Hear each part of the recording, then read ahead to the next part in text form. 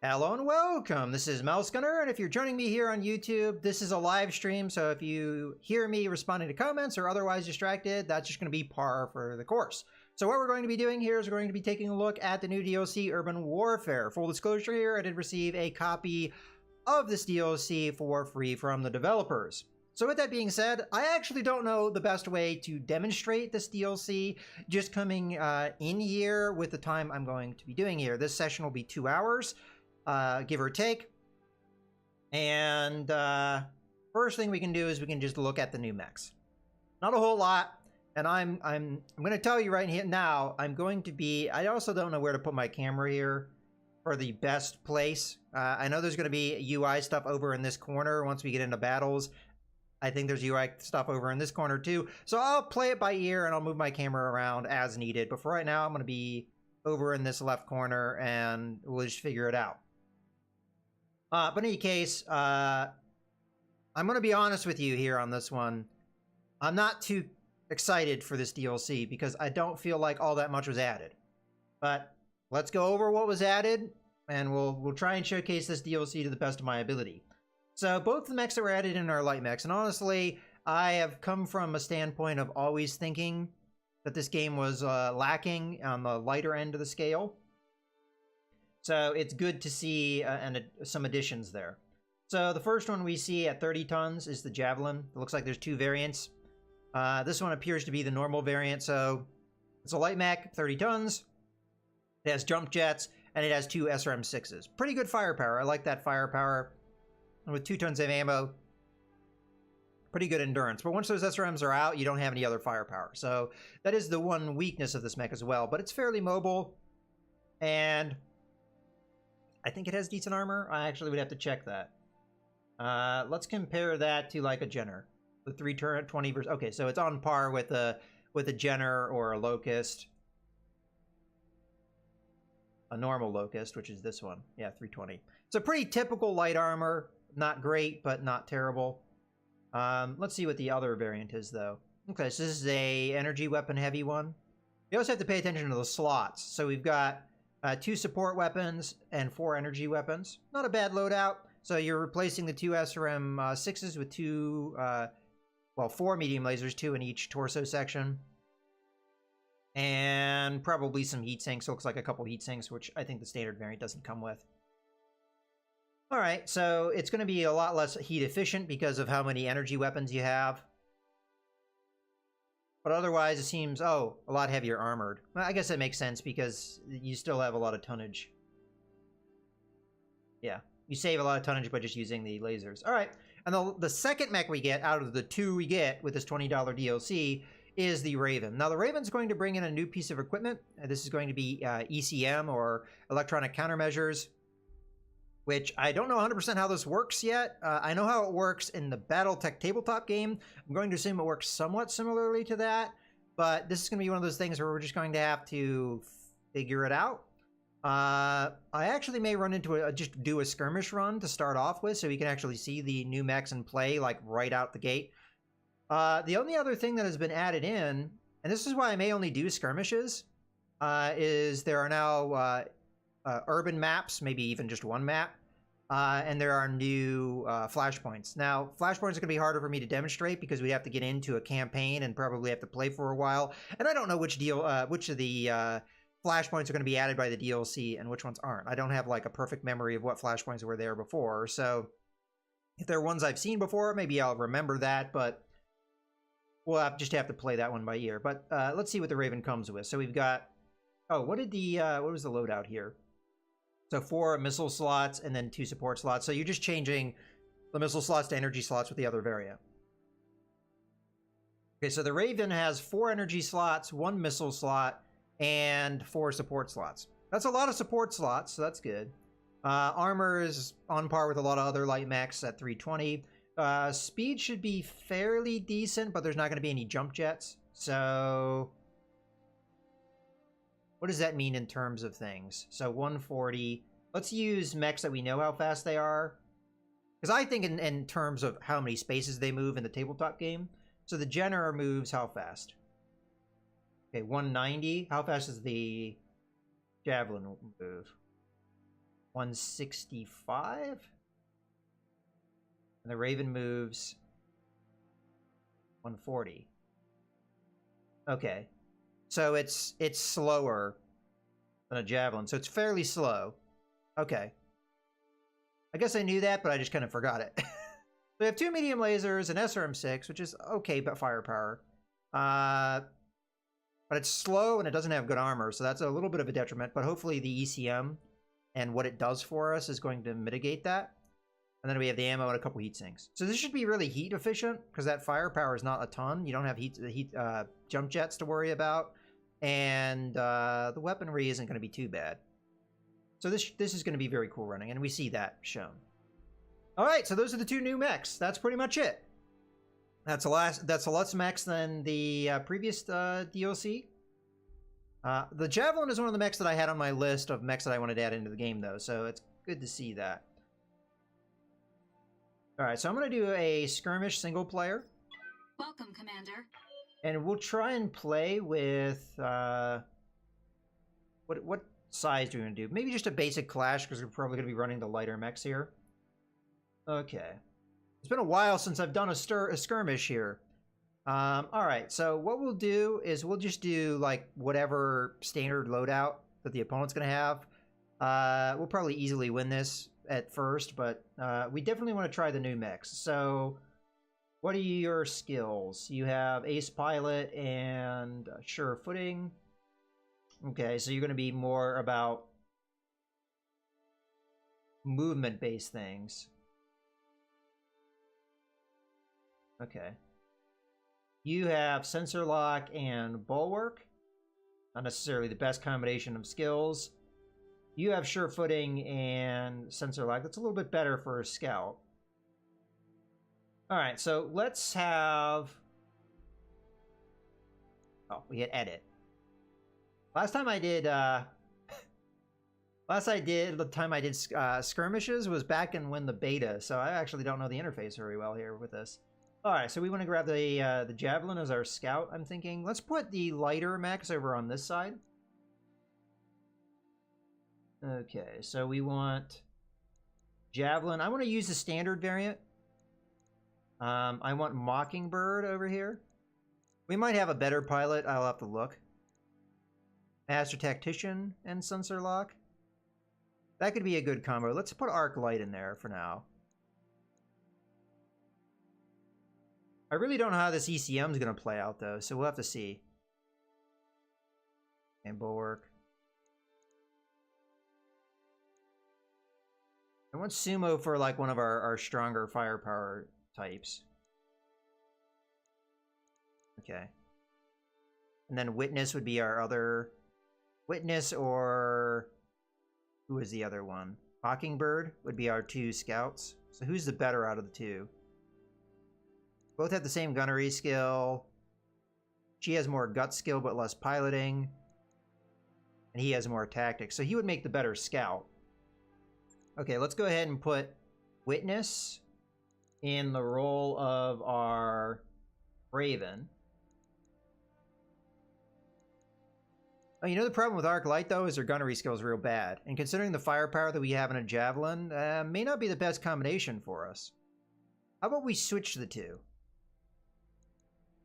There we go. That might actually make more sense anyway. So, Raven has the more scout-oriented character. Okay. Alright, now we're going to need to balance that.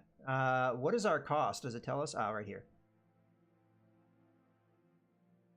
So we have a lot of money to play with here. A Panther? Nah. We want something that's a little bit more of a brawler here.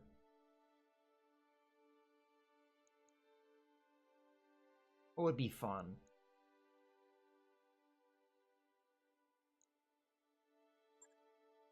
Maybe a crab? A crab or a hunchback wouldn't be too bad. Let's grab a crab. I like crabs. Oh, that doesn't give us a lot of money to work with. Okay, maybe we can't go that heavy. Although we could go with slightly more costly. So we're running the 1V variant, which is like the cheapest mech in the game. So we only have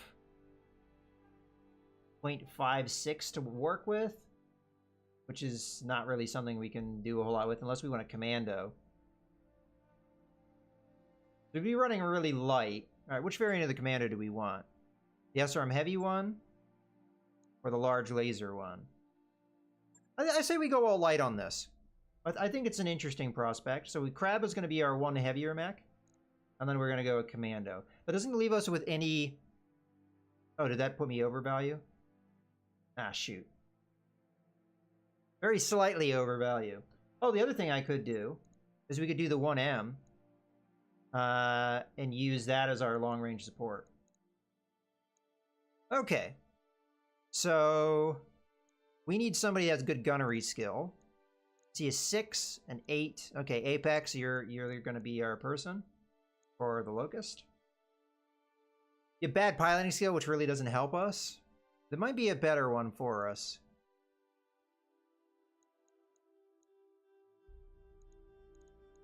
Like maybe even Blockade would be a good one. Yeah, let's grab Blockade. That makes more sense. Okay, and then we want somebody that's going to give us maybe Buckshot here. Buckshot.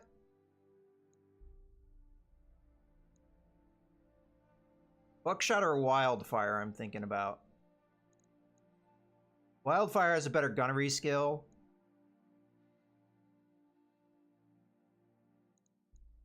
But Buckshot has a better guts. Other alternative is go with Sumo.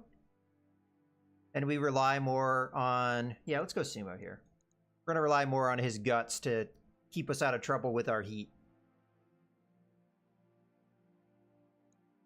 Okay, so we've got our 2 new mechs in here. We're not over cost. We should be all good. Oh, we can name this. We're going to call this Urban Warfare, because that's the name of the DLC. All right, let's back out here then. Okay, so we've got our Urban Warfare thing. What are they using? It says last used. How do I, oh, there we go. Okay, so we got all of these. I'm not sure which one they're rocking right now. Let's take a look at them. So they've got 2 commandos. They've got a Blackjack and a Hunchback. Okay, I mean, that gives us some issues. But I'm not 100% sure how the Raven works with this ECM.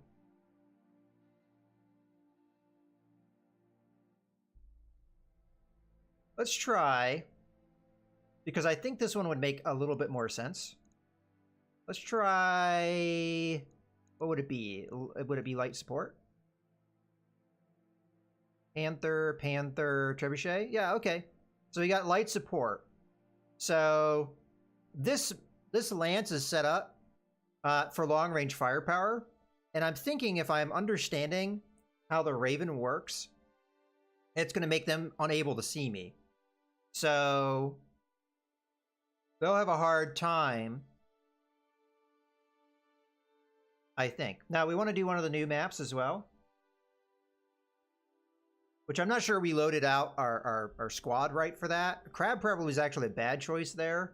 The Javelin should do okay. The Raven and Commando might struggle too, but the Panthers might do great on this map. And then you get the Trebuchet with the indirect fire of the LRM. So honestly, the enemy squad's probably pretty good for a city mech. Okay, so... Hey, Cyan says. Cyan says. Which is the new maps?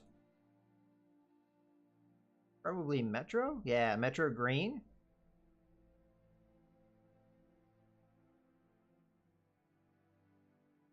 Red City? No, that's one of the old maps. Stacks, that's an old map. Is it really just the one map? Is that it?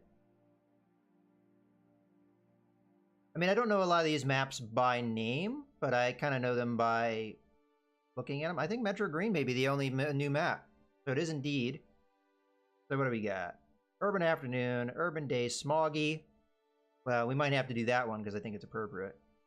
Yeah, let's go Smoggy. Okay, this is what we're going to do. I think, honestly, this is probably the best way we can showcase what the DLC offers, because this is the new map. We've got the 2 new mechs. The only thing I'm not going to be showcasing the flashpoints, but that would probably take me like several hours of play to get to anyway. So we'll probably just do a few skirmish modes, get the hang of what this ECM is all about, get the hang of the new map. From what I understand, there's a lot of destruction on this map, which is one of the big features. So we'll see how that works.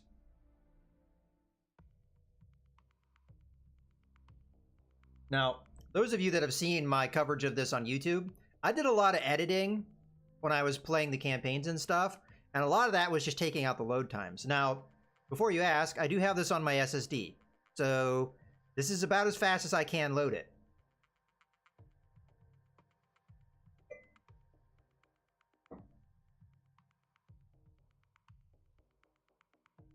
You guys will have to give me a little bit of an indicator of what the audio is like. If you feel it's too loud or something, let me know. Right now, the music's not particularly loud, and I'm aware of that. But I'm not too worried about the music. More worried about the sound effects and stuff. All right, here we go. Command interface initiated. All right, so the one thing I've heard... Ah, human civilization. Now this is more like it. Yeah, okay. Yeah, that's a possible strategy, is using long range. Okay, so what I'm seeing here is it looks like around the Raven, there's this ring, and we've got this little visual effect. I'm guessing that's us being cloaked. Okay, the game sound could come up a little bit. All right, I will do so. Now, the one thing I have heard from reviews is that the performance of this DLC is not particularly great since it launched. I don't know what to say on that one, though. We'll have to just kind of like play it by ear and see what we think. All right, so before we do anything, I want to get a little bit of an idea of what's going on here. So we have ECM missile defense. Friendly units within an ECM field gain +4 difficulty to missile attacks against them and immunity to indirect fire. Being sensor locked removes this effect. So they can still sensor lock us, and they did have pilots that could do so. Stealth charge. Unit with an ECM field gains a stealth charge. I think that should be gains. And cannot be targeted.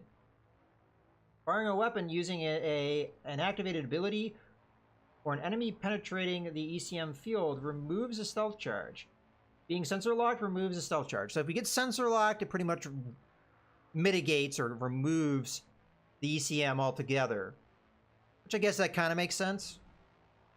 Although you could argue that the ECM was meant to maybe block sensor locks, because there was an argument that it was kind of a meh thing. But all right, let's get into the audio here.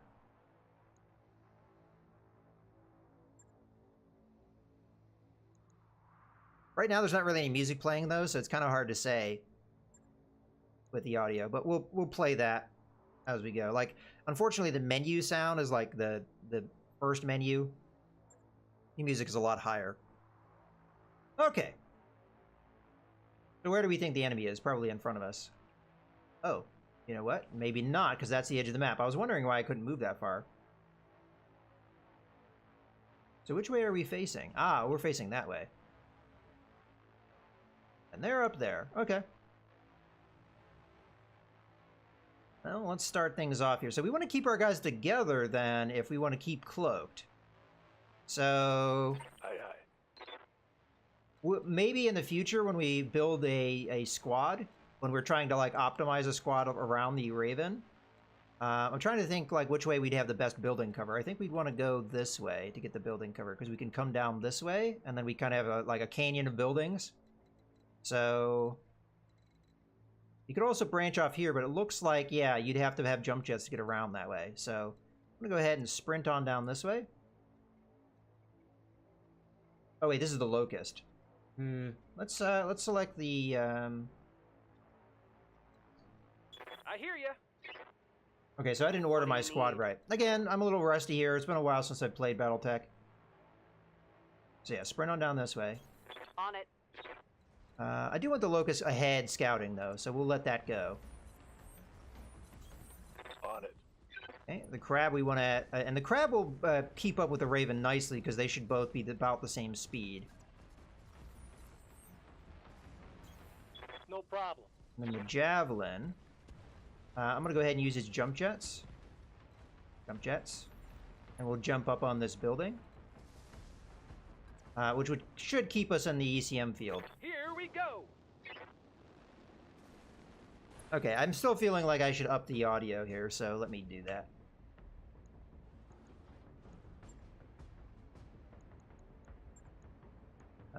Master volume all the way up. Sound effects up a bit.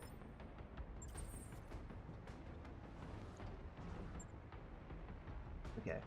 Hopefully that's a little better. Alright.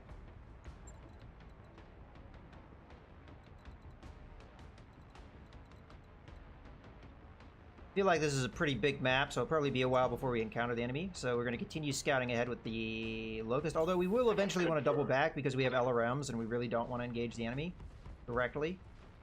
Let's have... Yep.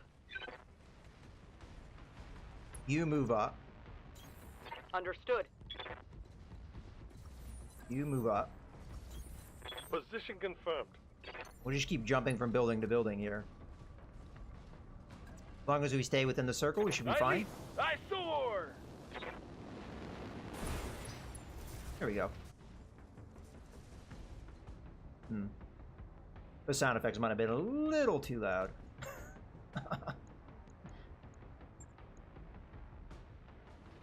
Just take that back a bit. That back a bit. Alright.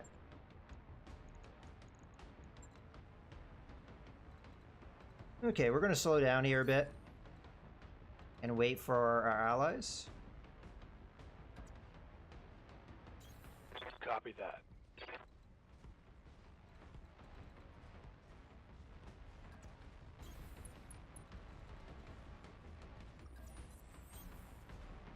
Okay, and you're going to keep jumping on top of the roofs here. Is this going to be in the field? It isn't. Alright, we'll jump down then. There's no real reason for that I was jumping on top of the buildings other than to look fancy.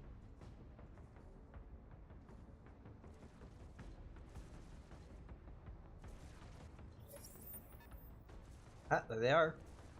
I may end up having to give my enemy a Raven to see how we would play around it. Not sure how the enemy, the AI, is going to play with the Raven, though. I'm not so familiar with this symbol. That looks new.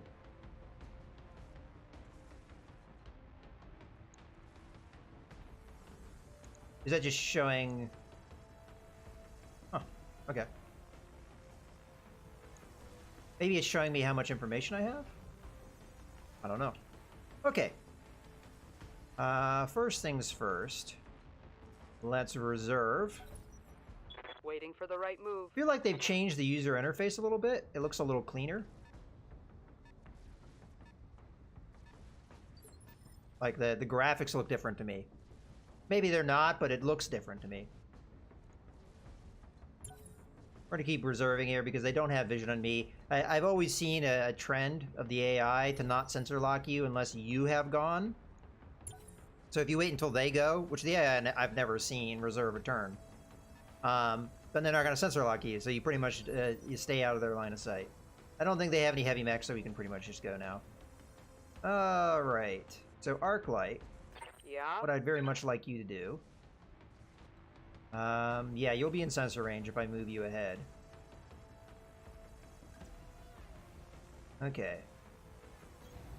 Moving to position.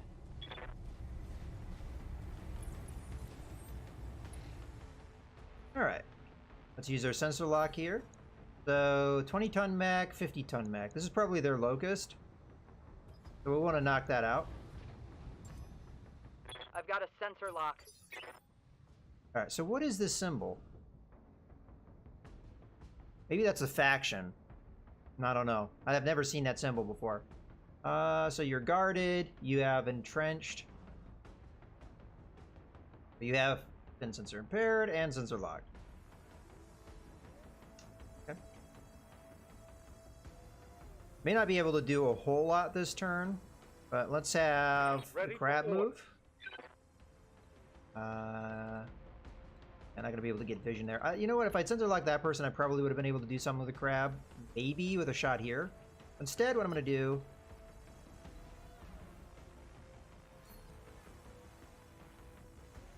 You know what? Let's just move up. Okay, we get 3 evasion here. Refers to the company, okay. Oh, okay, I see the same symbol for us. Oh, so if we went in campaign, it would show like our mercenary company? Interesting. We're gonna brace up. Because this guy has bulwark, it makes sense to do that. Okay, and then the blockade hasn't moved. We're gonna move in behind this building. And then use indirect fire. May only fire 1 LRM-5, I'm not actually sure. Let's grab actually witness first. Waiting on you, Commander. Can you jump and get me anything? You sure can. Okay, so that's going to be more meaningful damage. So I want blockade. Again, to back up into the zone. Heading out. And then we'll... I think I'm only selling 1 LRM-5 here. Because the chance we're going to hit is pretty low. Although we have plenty of ammo. Oh, okay. So, what Cyan said there is that there's potential that we'll be facing multiple different opponents, or what have you, in a mission. Alright, so we're going to go ahead and fire. Attacking from position. Alright, we didn't hit, but that's okay. Alright, now witness. What can I do for you? He is going to jump up here, which will put him in a little bit of bother. But we'll see how good this ECM is as far as the got a sensor trace being within the ECM.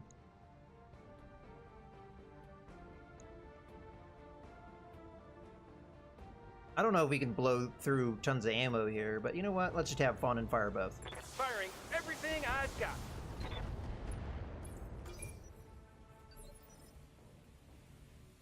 Okay. So Arc Light is our Raven, so there's no real reason to move her. So let's just reserve. That's a trebuchet. Holding for the right opportunity. Ah, okay. So Cyan said that they did a mission against pirates, and then House Liao came in. Alright, so you're there. We really don't need the sensor lock if we don't want to. I think the good move to do here is we take witness. Waiting on you, Commander. We don't want these guys to be able to hit me. Whether or not they can, I'm not sure, but we'll jump down.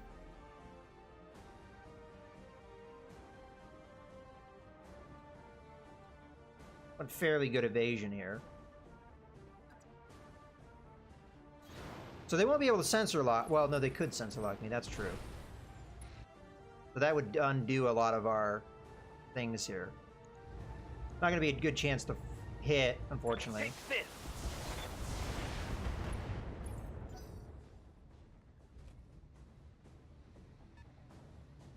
Jump.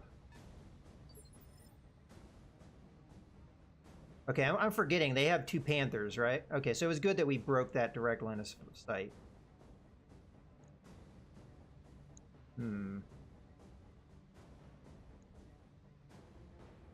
Yep.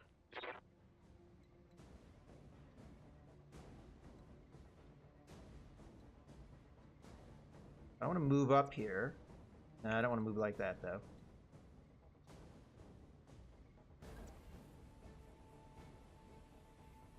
Should be covering a lot of our guys with our ECM.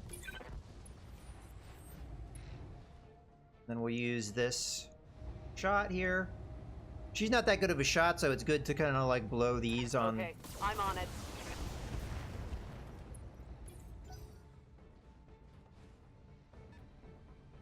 Okay.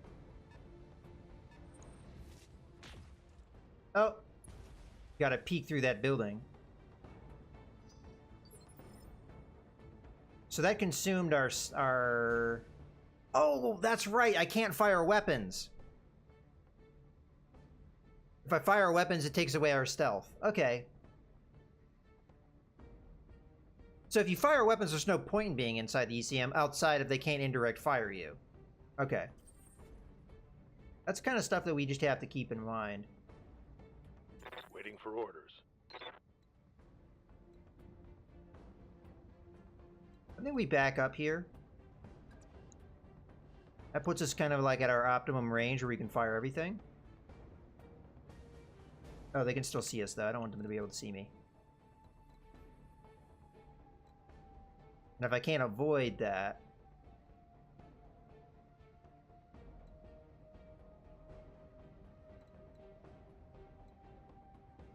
Oh, I also get the missile defense, right? You know what, let's just go here. Throw out that bracket where we're getting the most effective fire. Confirmed. Granted, 40% is not effective. Hey, Redis! So we're taking a look at the new DLC here. That just launched yesterday, I think it was. It was the 4th. No, it was Tuesday. Fire away. Firing on target.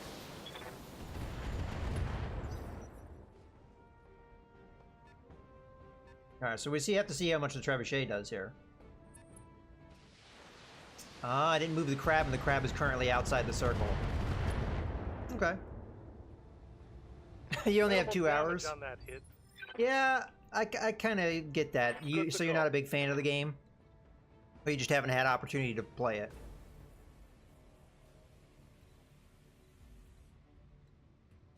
Let's go here. We can get that small laser in there at close range. Okay, we don't have enough of the... They've called it Fury now. They've changed the name of this so many times. Alright, this is our best chance to hit. Locking in all weapon systems.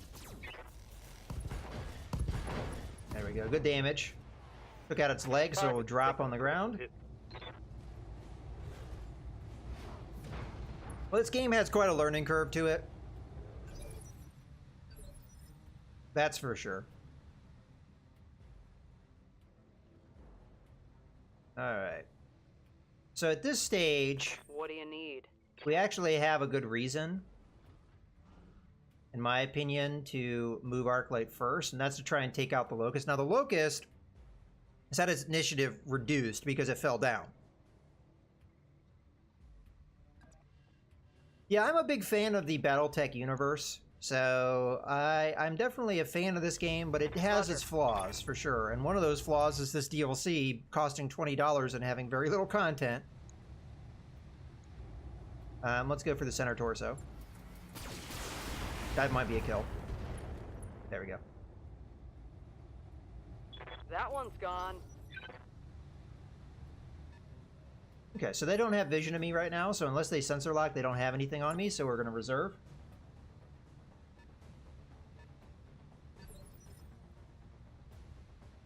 Reserve one more time. Let's see if I can make something happen later. Alright. Now we pretty much got free reign here. I do have to be mindful of where the circle is and how I move. But I also have to be mindful I don't have vision right now.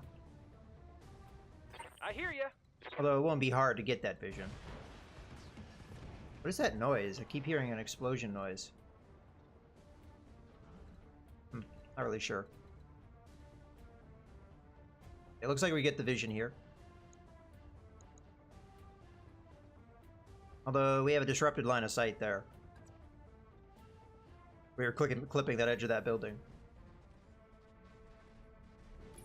Now, from what I understand, the one thing they've added on this map quite a bit is... Ah, yeah, we even see that. So some of the shots that I missed hit this building, and this building's barely standing. Alright. Let's go ahead and just fire away at this guy.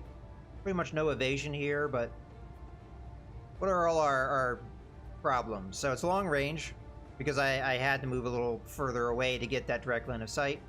And then the target size is what we're looking at penalty-wise. Now he has pretty good damage reduction, so we didn't do full damage there. And if we look at that, so you can see. So he's got 20% for being guarded. Then he's got another 20% from bulwark. So he's reducing damage by 40% right now. All right. Yes, Commander. Let's grab our crab. Who will just continue to move aggressively forward. Consider it done. Let's skip through this animation.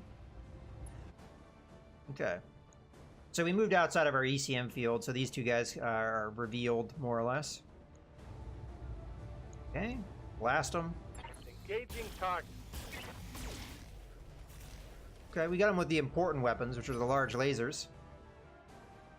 Alright, and then finally we have Blockade back here, who's going to move up into the circle. Position confirmed. Now the good thing is, because Arclight has Master Tactician, she'll get the ability to move the ECM field up to protect my guys here, so we're not too worried about that.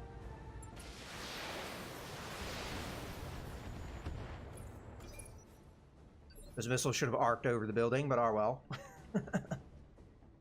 Alright, so we're back. We're next and on to the next turn. I could sprint up, but let's move up just normally. And I'm going to sensor lock. I'll do what I can. Let's sensor lock the trebuchet, because I think that makes the most sense to do. So 50-ton mech, that's going to be the trebuchet. Whether or not we'll be able to take advantage of that, I don't know. Okay, Panther retreated. We can still see it, though. Okay, so Blockade is going to be our Locust. I'll continue to move up with it. I think I want to move up that far. Move to here. And do you have split shot? I think you do. Sure do. Alright. You're going to be target A. You're going to be target B. The reason why I'm firing at the second target is to reduce the evasion. Those are the little chevrons here. The more you move, the more evasion you get, which makes you harder to hit. You can note that the one guy doesn't have any evasion, much easier to hit. Granted, he's also a bigger mech, so bigger size profile. Yes, you can jump on top of the buildings, and I'll demonstrate that here in a second, just for proof of concept. Roger. Okay. But again, damage reduction here, inside woods, and did use cover or guard. I forget what the ability's called, honestly. Okay, here comes the other Panther. They still don't have line of sight, though, so they didn't really accomplish a whole lot here. Let's go ahead and reserve, because we're not going to really be able to take advantage of the sensor lock over here. And unless the enemy uses sensor lock, they will not be able to indirect fire. So, although the trebuchet has the ability to indirect fire with LRMs, not while these guys are cloaked by the ECM. Okay, so proof of what we can do here. Let's jump up on this building. Now, who do we want to shoot here? We could hit the trebuchet, but the trebuchet has pretty significant damage reduction. Let's just make our options a little more open. I think if we face like that... Well, I'm not wanting that big of a change, but I'm not sure I can get anything that's not that big of a change. Probably that building is affecting it. There we go. That's what I'm looking for. Time to fly. The height advantage should give us advantages to attack, I think. We can check that once we go to attack. So 80% there, 55% here. This Panther is more than likely going to be our target because it doesn't have very much defense. It just has the guard, which is only 20% damage reduction, whereas the trebuchet has 40% damage reduction, and this guy back here has 60% damage reduction. So this is probably the more viable target. Unfortunately, I do not have multi-target, so I cannot pick both of them to hit. I can only pick one. So we're going to go after the Panther because all of my other mechs can follow up with that attack. But we'll see what the bonuses are here. So we have -2 from the height difference. Minuses are good in this game.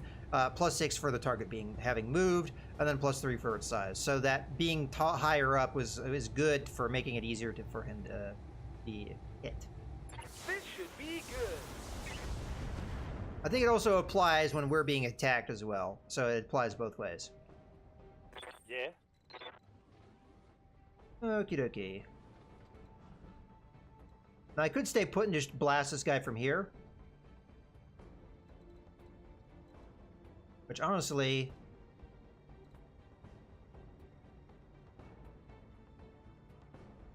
might be a good call.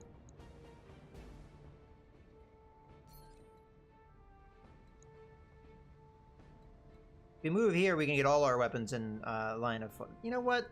Screw it. Crab's here to get in there and mix it up. Let's get that crab in there. Location confirmed. Okay, dokie. Again, we don't have the ability to multi-target. Pretty good ability, but a lot of the pilots that you have in the skirmish mode are kind of so-so. Alright, let's go ahead and fire away at this guy. The small laser is good when somebody has evasion because it just kind of ignores the evasion. Don't ask me why, it's just a feature of this video game. Firing all weapons. We missed with one of the large lasers, so that's unfortunate. Yeah, the city buildings are destructible. We've already hit a couple of them just through stray fire, so this one here is taking a bunch of damage. And it's barely standing. I'm assuming that this building, if it takes damage, would actually... my mech would fall. Which is not necessarily what we want to have happen. Okay, let's bring the ECM field up. Keeping in mind that if we fire this turn, it doesn't apply to us. But firing weapons is fun, right?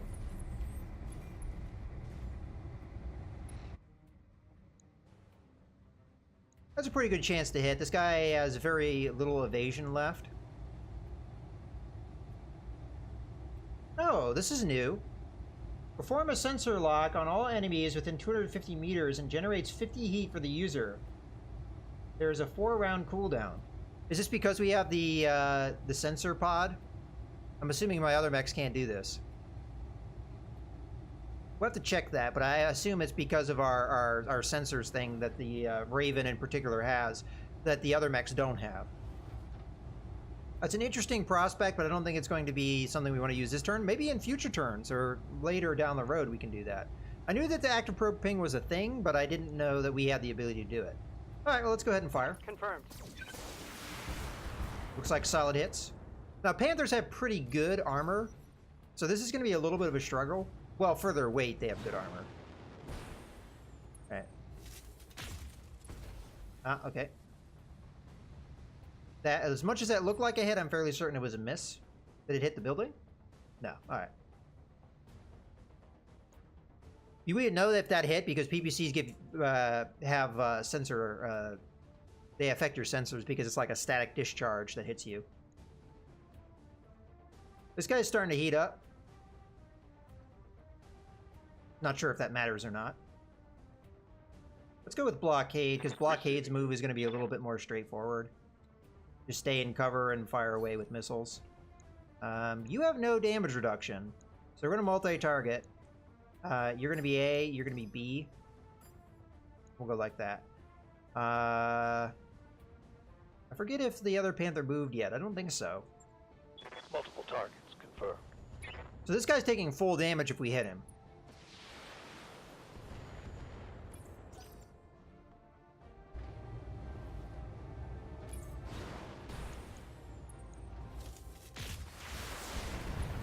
Interesting.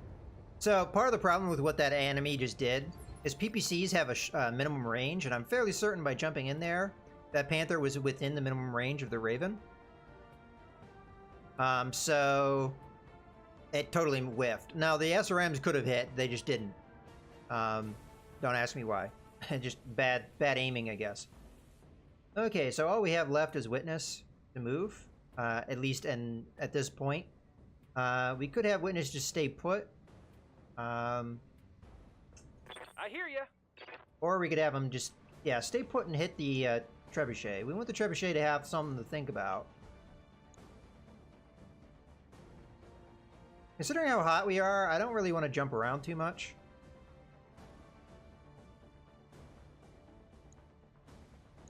Why is it not firing? Oh? Oh, we have to do this. Oh.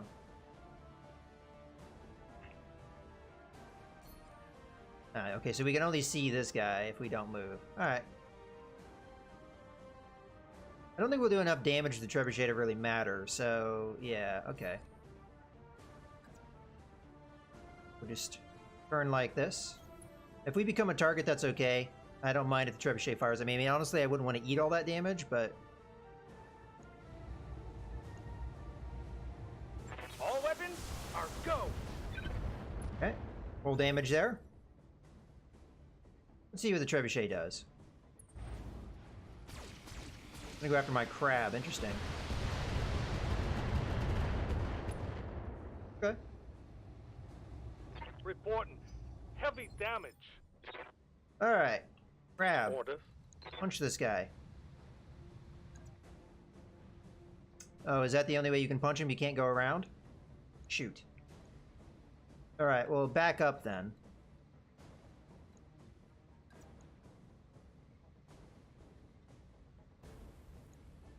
I don't like that. I mean, we should back up regardless, because we don't want to be where we are right now. How much fury do we have to do things now? They totally rebalanced this yet again. Alright. Can't make up their mind on what they want to do with that, I guess. Alright, we'll back up here. Coordinates received. I honestly don't know if this guy is the most viable target.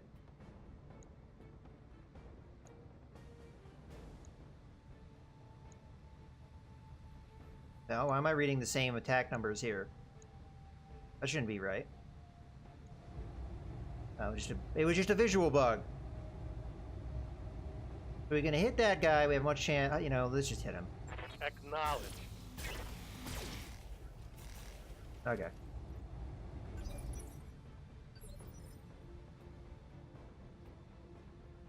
Yeah?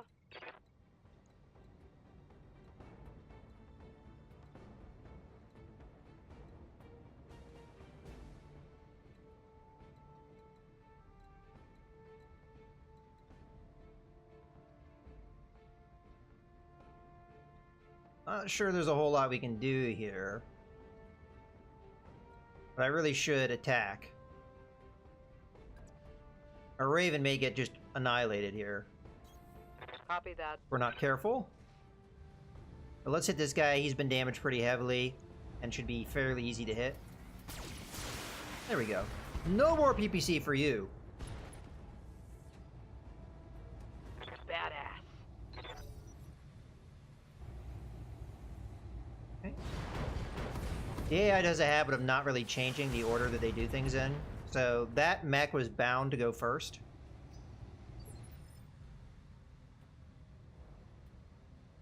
Okay. Goodness. What can I do for you?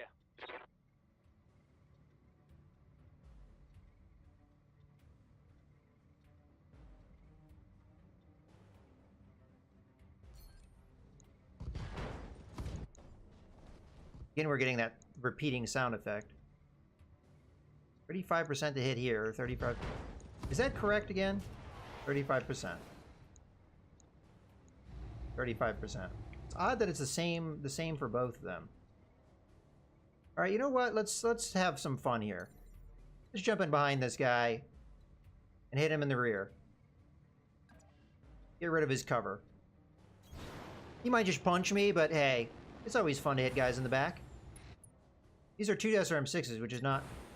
I'm going to take the heat damage. I don't really care. And again, if you've never seen this game, really, so this is our heat that we build up whenever we do a lot of things. If it goes past this bar, you're going to take some overheat damage. Our ammo could explode and kill us. Well, it wouldn't kill us, but it will heavily damage us. So there's a real risk in what I'm about to do, but hey, it's fun. We're all doing this for fun. Getting pretty hot in here, Commander. But really, we just took some internal structure damage. This isn't that big of a deal.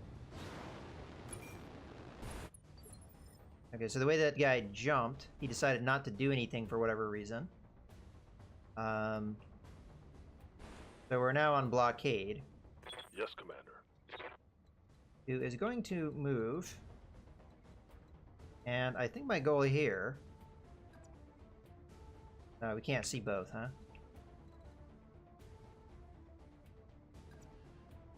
Let's do that, I think. On my way. Alright, so my goal here is we're going to multi-target. You're going to be A, and you're going to eat the LRMs. You're going to be B, and you're going to eat the medium laser, which is not really going to hit you. But hey, we'll go for it anyway. I copy.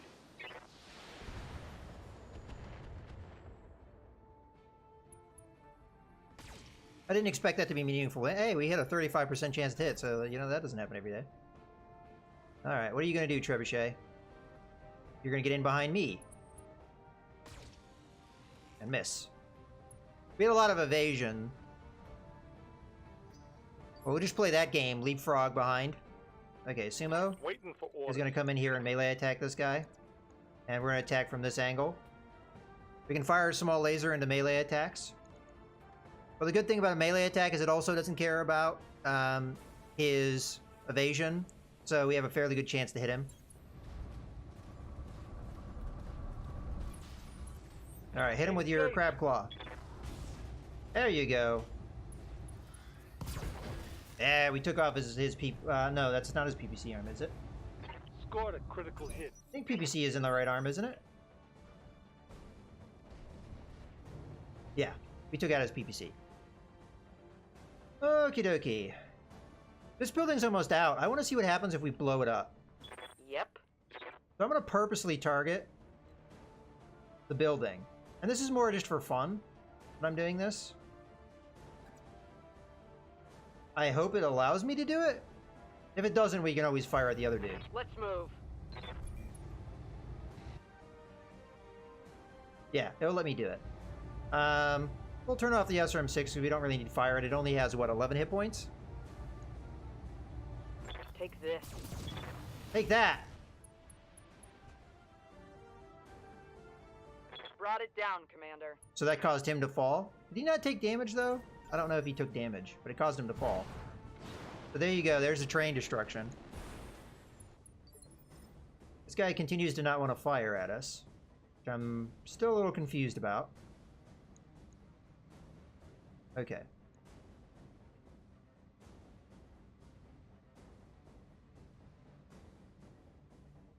Let's have Witness go. Waiting on you, Commander. Witness is just going to walk in behind the trebuchet and hit him again. Got it. We're red hot right now. We can get away with firing these, so it's not a big deal. What's the deal with this? Heat is causing... I don't know if that used to work that way before. Another rear attack. Doesn't feel good. Fortunately, we just don't have the raw damage that we need. Orders. What's our attack chance on this guy? We need to back up a bit. Not sprint. Move. He's not at the proper range bracket for our LRMs. Which is a real issue you have to worry about sometimes with LRMs. There, that's where we want him. I don't know if you can see the little range bracket here, but LRMs have a minimum range that you have to worry about. Okay, we're going to try and finish this dude. We don't have a lot of firepower here, so we might not be able to. But we're going to try. Alright, got some crits in there. That taste. Now, if that didn't do damage to him when he fell, I honestly think it should have, but... Oh, okay, he didn't hate that experience so much that he decided that he didn't want to have it happen again.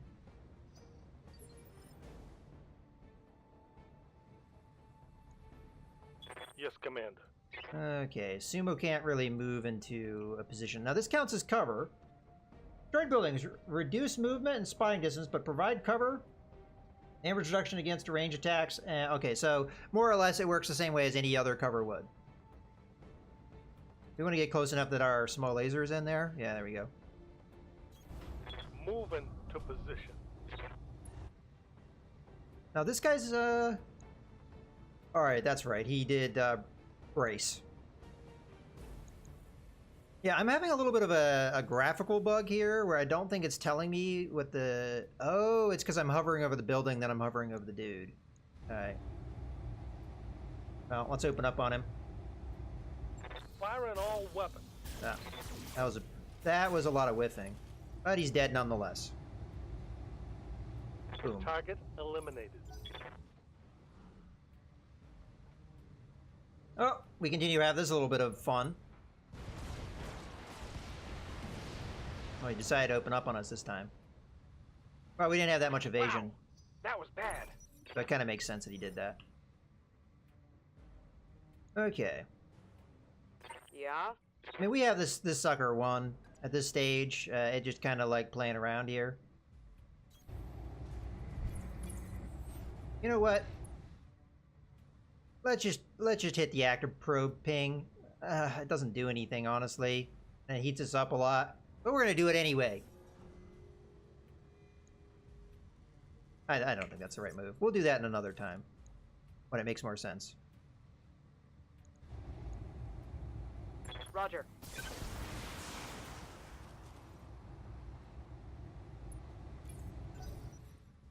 Destroy the building.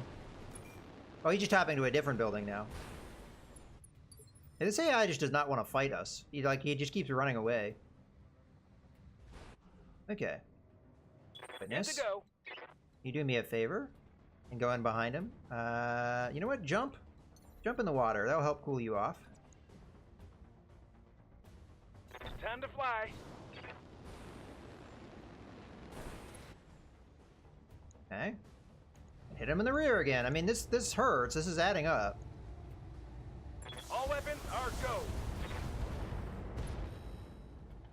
Okay, we've got a crit on the LRM-15, which is one of the Trebuchet's significant weapons. Okay. Good to go. Yeah, you need 100 Fury to be able to use this. Did they remove the other ability? They did. So there was a little bit of rebalancing along with this DLC.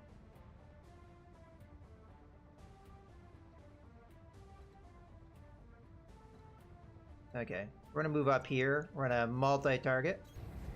Oh, actually I moved up too far. We're not gonna multi-target. Whoopsies. That's okay, we'll just hit this guy from the front. I honestly think clipping the building might be the right move with that one guy.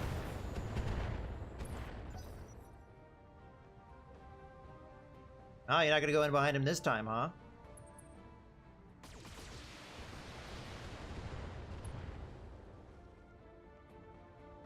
Yikes! That hit hard. Well, you may have just given me your back on the other side. Commander. Not quite.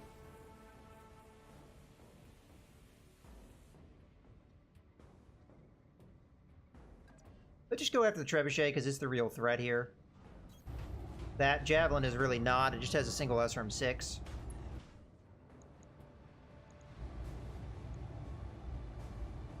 Oh, you want some of this? There goes his arm. Solid connection on that one. Okay. There's our Raven. Yep. How many hit points does this building have? I assume it's a lot because this building's fairly big. Oh, it only has 100. Can we do 100 damage, What do though? you need? No, we can't. It's taking a little bit of damage, but we don't have that much raw damage. And he's going to move before I can hit him again, so... actually, if we move here, we can hit the Trebuchet again. Got it. I almost wonder, does he have ammo? Yeah, he does. Although, I don't know that for sure. Okay, fire. Firing. This may get the kill. Oh, okay. Jump again, new building. Are you gonna fire this time? Ow. That shot got past my armor. Well, you don't have armor, so it's really easy to go past your armor, buddy. Okay. Ready for orders.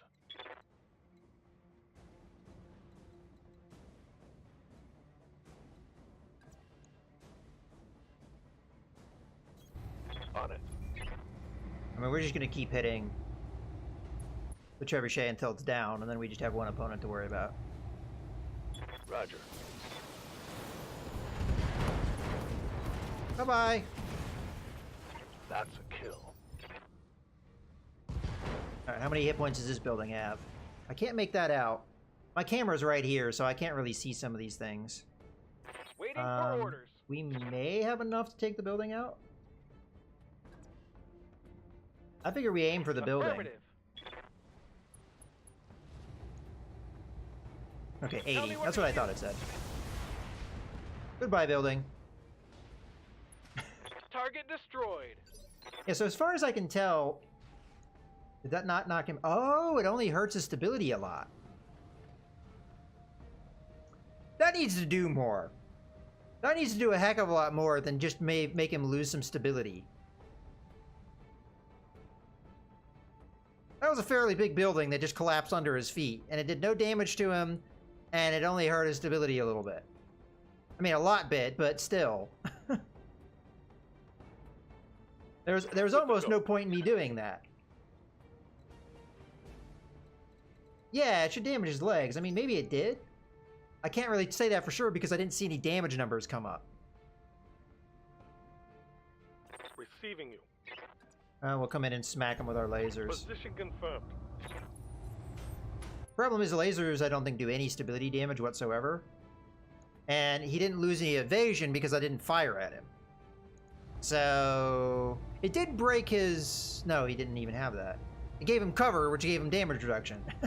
So in every respect, that was kind of a bad idea that I just missed him with everything anyway. Yeah, I missed. Yeah, I know you missed. Yep. Okay. You're not going to be able to get line of sight, I don't think. Which is fine. We'll just sensor lock the guy. Now we do have enough fury now to do our whatever this thing does now. So sensor lock. I almost want to load into a campaign after this to see if fury is a thing or if it's morale, because morale is a big deal in the campaign, or career, or whatever we're gonna do here. Let's do career, I guess. We might not get that far into it, but I want to at least get an idea here. Now the downside is he'll immediately get to go. But he didn't move, so it didn't really matter. Okay. Commander? Yeah, get in behind him, please. I can't get in the water and get in behind him. Alright, I guess this is going to be our movement. On my way. Honestly, he has fresh armor in his rear, though, so I don't know if this is the best move, but it'll take care of his cover. Let's use the precision strike. Make a cold shot against a single target at -4 difficulty. The target's next initiative is reduced by 1, so this is the same thing it's always been. We're going to go ahead and go right for the center torso and attempt to kill him. Fortunately, we did not get that, but we tried. So they removed the other one, though, the one where you can you can raise your own initiative and get a defensive bonus. They removed that one. Oh no, we're still going here.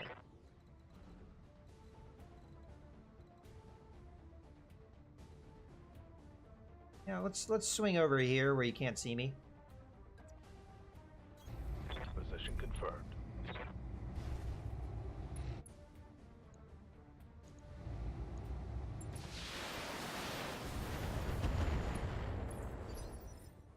And the other thing I'll point out, too, is the heavier a mech is, the less stability damage really affects them. So if a heavy mech was up on top of a building and it collapsed, it would even be less of a thing. On top of that, if you knocked him down, if that's the only effect that could happen, is you knocking him down, if he's an assault mech, that doesn't even matter, because you can't lower somebody's initiative when they're already the lowest on the initiative totem pole. So, yeah, they really need to rework those building collapses, because they're very anticlimactic. Ready for orders. You can just stay put. Engaging with target. Okay, now he has no arms and no torso sections left. target's taken a critical hit. Alright, arc light. What do you need? Arc light. Arc light can't get vision. Arc light! Oh no, you can get vision here. It's not gonna be a good shot, but better than nothing. And at this stage, this person has no more firepower, so really can't do a whole lot unless they... Okay, we blew whatever that up is. Oh, it's like a fuel tank, so it blew up other things near it? Okay. I don't know, was that like a gas station or something? I keep getting an audio glitch where I keep hearing an explosion when there shouldn't be one. Waiting for orders. Alright, get in water here. Right, And then just Commander. smack this guy again. I mean, you're dead. Yeah, see that? You hear that noise? That noise, why is that happening? Firing everything I've got. Finally dead. Enemy down. Wanton Mission destruction. Successful. Alright, so I mean, we got a feel for the new mech. Mechs. The two of them. We got a feel for the new map. The one of them. And the only thing that really else got changed is they add some flashpoints. So, unless I'm mistaken, that's it. That's pretty much all the content from a $20 DLC. And I'm sorry if I'm being overly critical here. Yeah, they did some rebalances and changes and stuff, but that could have been maybe it is even part of a free patch. It's not enough for $20. Again, the reference I'm going to put here is another game I'm going to be playing right after this during this stream. Is Battle Brothers. That was a $9.99 or $10, we'll just say, DLC, and that has a heck of a lot of content. So from a value proposition. Oof. And the other thing too is you can pick up BattleTech right now for $24, I think. So the DLC almost costs as much as the full game.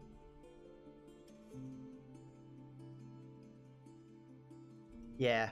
This DLC needed to come with a heck of a lot more content. I mean, think about the last DLC. It came with 3 mechs. I don't know if it came with new maps. That one I'm not sure of. It came with 3 new mechs. It came with all of the flashpoints, which added a lot of flavor to the career mode. What added the career mode. That seemingly is a little bit more worth it. Maybe not worth $20, but worth it. This, I would say, should be worth $5 for how little it is. Maybe 10 if you really want to stretch it, but even that, I don't know. But yeah, again, I mean, I do like this game. I just wish that the development was a little bit better, maybe. There's still a lot of issues with the game as far as the way it runs. People are still having issues with it. That might just be an engine thing. That might always be a thing. But I don't know. It just... I'm really not that happy about this. Well, the Season Pass gets you all the DLC. And they're $20 a piece, so you get like a slight discount if you buy the Season Pass. But considering that so far only one of the 2... there's going to be 3 DLC that are part of that Season Pass. And so far, of the 2 that have launched, only one of them is maybe worth it. This one I'd say is totally not worth it. I think you could pass on this one, and if it's on sale... Yeah, great. I mean, if it's like on a big sale, let's say it's $5. Yeah, okay. This is not that, you know, that's not that bad to have a couple of mechs and a new map and some new flashpoints. But $20, pff, no way.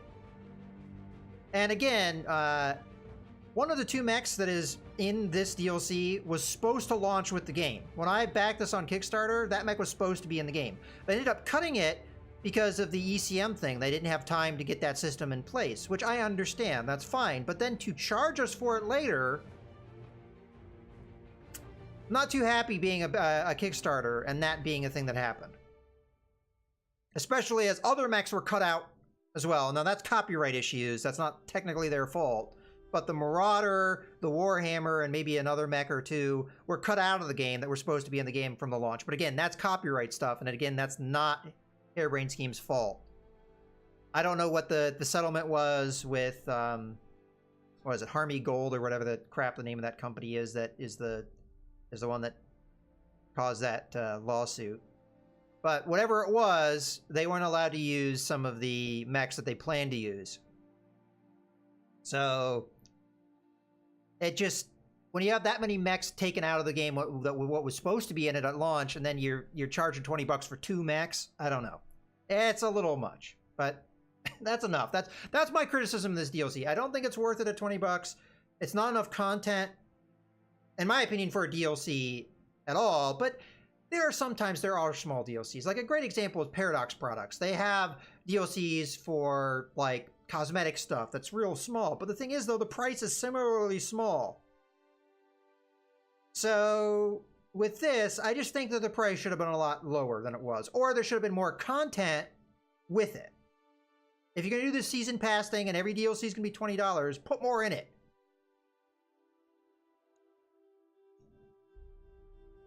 And the other thing too about the season pass is when it first came out, the only one you even knew what it was going to be is the Flashpoint one. You didn't know you knew that the next one was going to be Urban Warfare, but you had no idea what it was going to be. And then the next DLC that's coming out is Heavy Metal, I think they're calling it. And I have no idea what that is. I just know what it's called. My guess is it may have some heavy mechs or something. I don't know. Hopefully it's not just 2. All right, let's get into a new career mode. I think we've ranted enough. Okay, enemy force strength. We've got our typical stuff: easy, normal, hard. Let's go hard. I played this game enough that if it bites me, it bites me. Whatever. Mech Destruction. What does that do? I don't know if I remember that one. Okay. When active, the setting will cause any mech disabled by the destruction of its center torso to be lost permanently. This setting is intended for veterans and those seeking for a significant challenge. Nah, we're not going to do that because then there's almost no salvage. Salvage. Okay, so this is how many parts you need, I think. Yeah.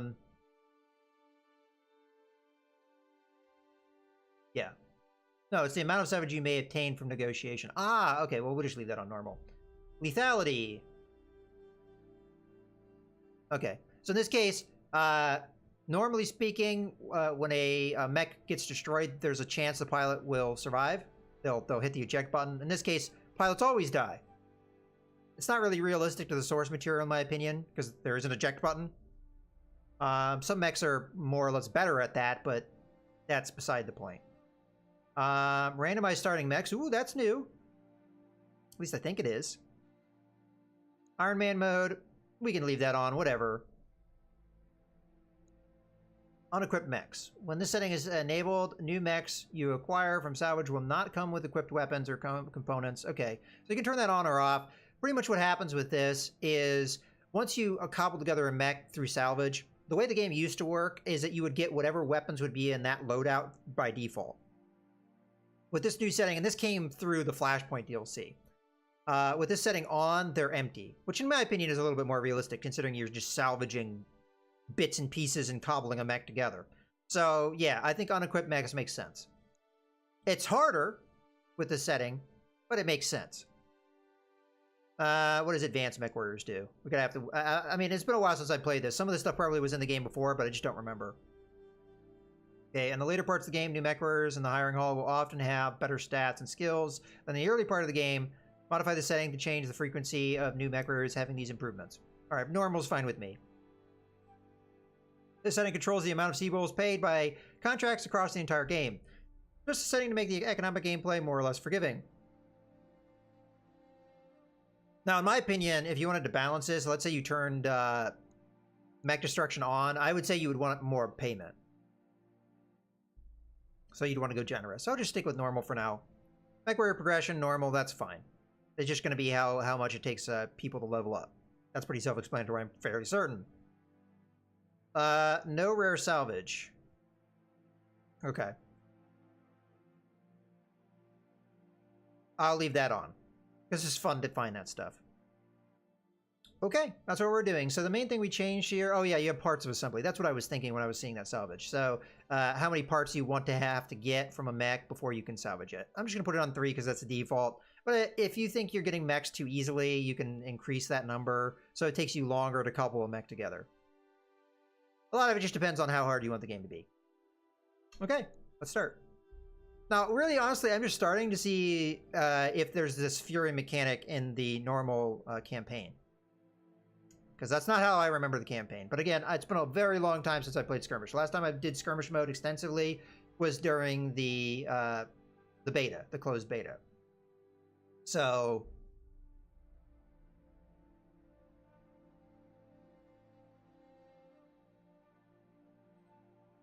well, the beta in general. I forget. It was a closed beta and then an open beta, or I don't know. I don't remember. I was there from the beginning of the beta. I put a lot of hours into the game just through the beta, but all you could really do in the beta was skirmishing and stuff. All right, so it looks like we've got the career choice stuff for making your character. I did pick career, right? I didn't pick campaign. If I pick campaign, it's not the end of the world. Okay, so we get to pick our background. I guess you got used to do this. Again, it's been a while since I've done the career mode, so I apologize if I'm not remembering all this. So we get to pick where we're from. I'm fine with the Federated Sons. That's fine. Your family went bankrupt. This affects your stats. So your family died in an accident. Your family was betrayed. You were exiled, or you struck out on your own. That's fine with me. Out on your own, you fell into the life of A. So we get all this stuff here. Let's go with Solaris Gladiator. That just sounds fun. I don't really care about the stats here. Okay, so we got +1 piloting and +1 tactics from our first choice, and our second choice gave us +1 gunnery skill. Okay, confirm. I'm curious what mechs we're going to get. Okay, so this just tells us a little bit about the career. I already know how to play the career, so that's fine. Oh, interesting. Are we starting in Canopian space? Hello, Commander. The Argo may not be fully functional yet, but she's space-worthy enough for our purposes. Oh, there's a new star map. All right, well, we might as well see what this is all about. Okay. Use to see systems with specific climate patterns. Oh, so you got filters now. All right. Difficulty filters. All right, so this is much needed changes. I don't know if this is only a DLC. I'm going to assume this is just a patch that's free. At least it should be. Okay, good. I picked career. So yeah, we have filters now. Before you didn't used to have those. So how do we activate them? Ah, okay. So if we want to go to a certain difficulty, that is the more important one. So like starting off, we might want to just do half skull or 1 skull missions. Pretty much the difficulty scale is through skulls. The more skulls, the harder it is. Typically speaking, the skulls are going to indicate how heavy your opponent is going to be.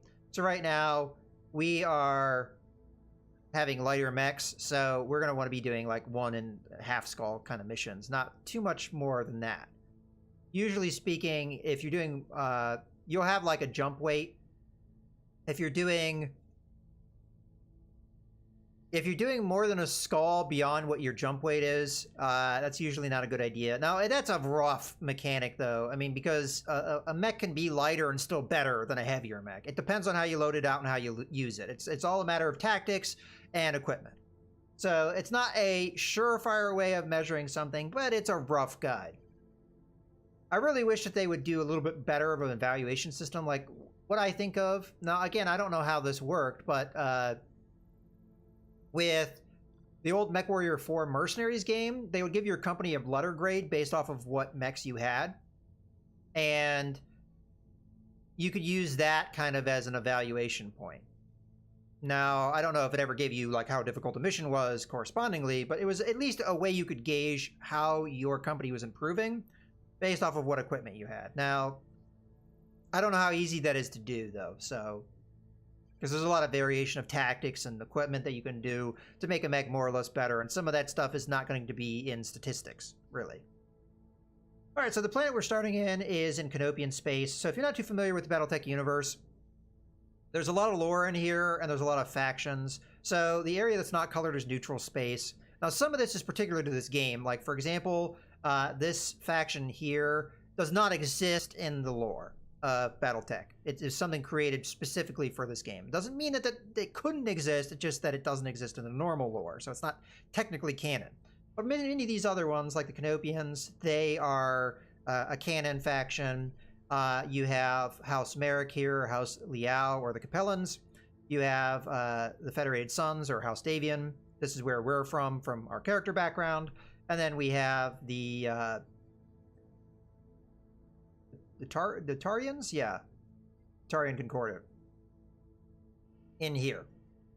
These two factions, or actually technically these three factions, are part of what is known as the periphery, and then these guys are part of the inner sphere. So they're a little bit more advanced, more civilized, wealthier, what have you.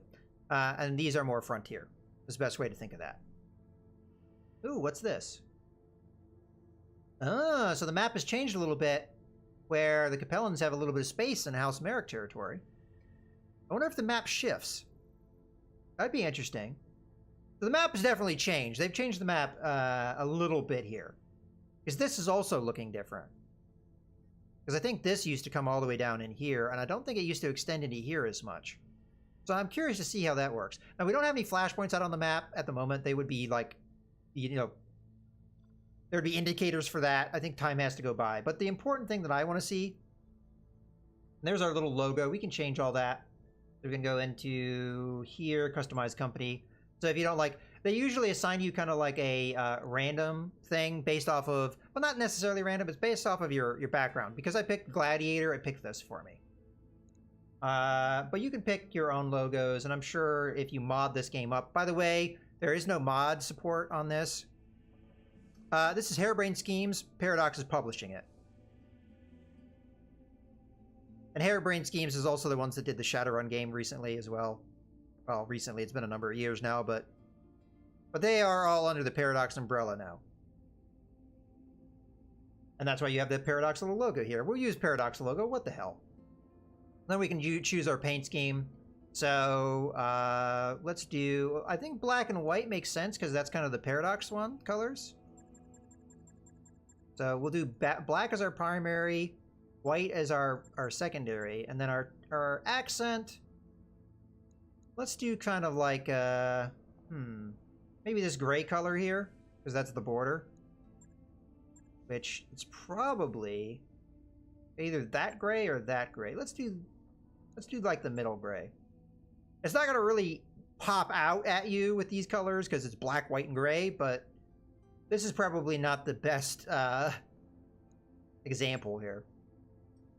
We can also change the name too. It's Cuervo's Marauders for whatever. Oh, I didn't change my character. You could edit your character, and I didn't do that. So it gave me as a random name, Cuervo. Whatever. I don't care. This is just for fun to see how stuff works. All right, so the thing we're going to want to do is first we're going to take a look at our mechs in the Mech Bay. And this is where you can modify your mechs and stuff too based off of what equipment you have. But right now in storage, we have a whole lot of nothing. So we don't really have any equipment to change. But let's see what we got. So we got a Blackjack. That's going to be kind of a long-range attacker to a certain extent, although it has pretty decent medium range. This is not a bad mech.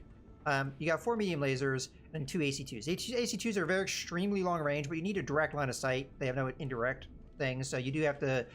You have to have the. You have to have nothing in your way. They don't do a ton of damage though, so keep that in mind. I wonder if they've changed damage numbers.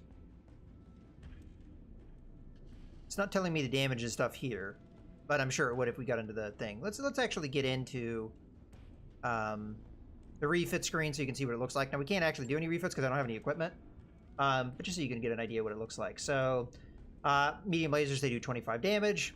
The 3 things you're going to see is damage, stability, and heat.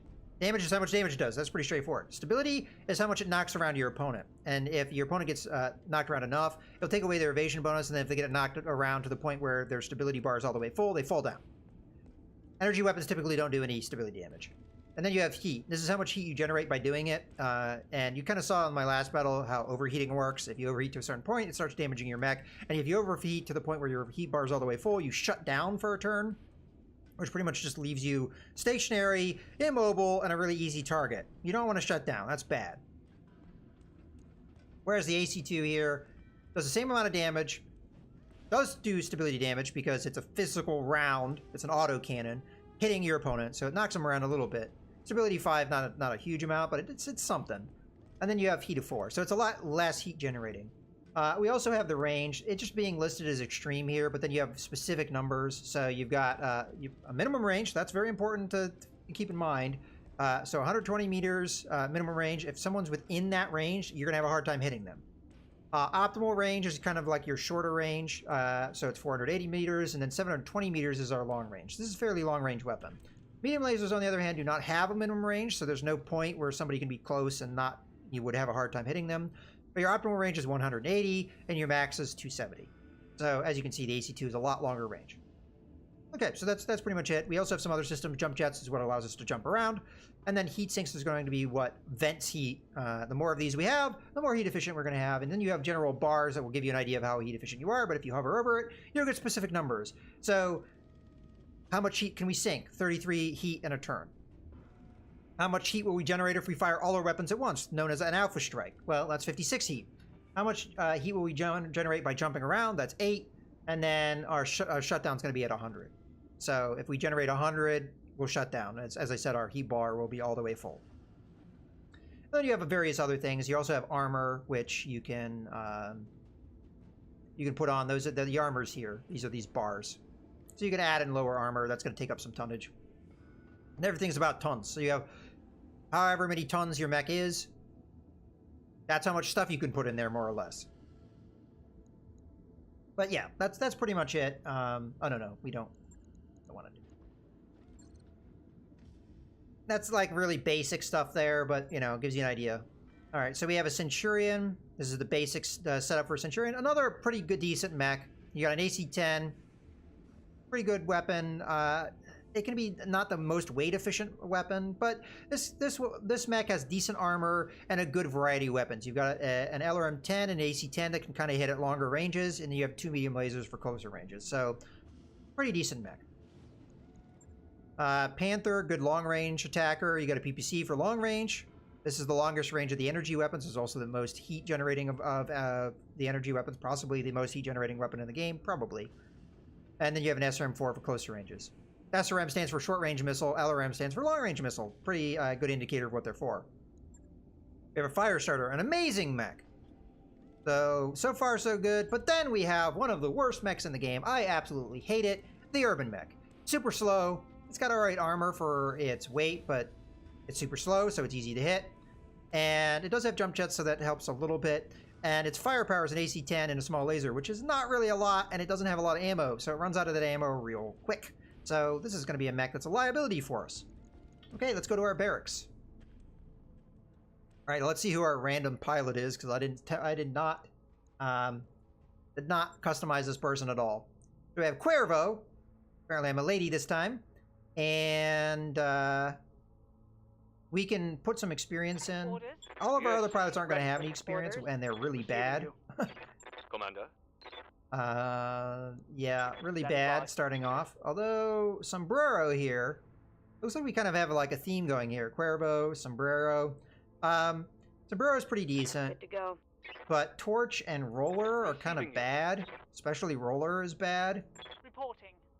And Penguin is bad. So we only have really one decent pilot. Then we have my own pilot, which is the best of the bunch, and we also have experience to level ourselves up. We're definitely going to take a level in gunnery skill. I'm going to take a level in guts.